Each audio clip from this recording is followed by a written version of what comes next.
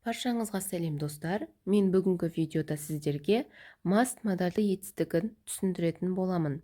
Видеоны міндетті түрде соңына дейін қараңыздар.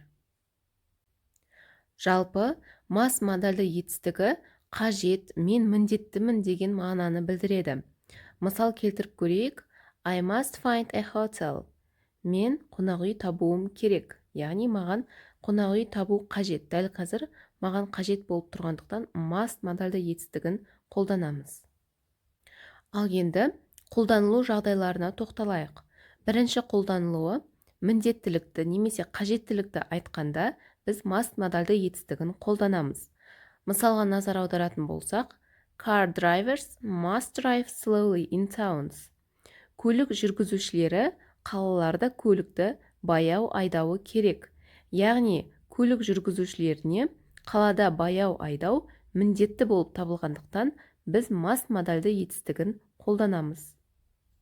Келесі екінші қолданылуы тыйым салғанда қолданамыз. Яғни, біреуге тыйым салу туралы айтқанда біз must модальды етістігін қолданамыз.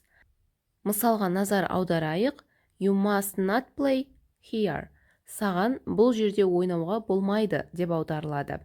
Яғни, ойнауға тыйым салып тұрғандықтан біз must модальды етістігін қолданамыз.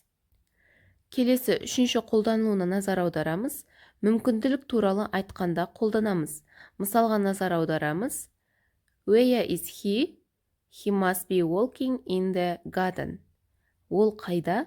Ол бақша ішінде серуендеп жүрген болуы керек.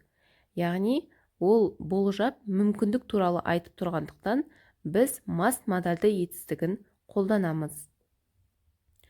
Осымен бүгінгі видео сабақ аяқталды. Видеоны соңына дейін тамашалағаныңызға рахмет. Видео ұнаса, лайк басып, каналға тіркелуді ұмытпаңыз.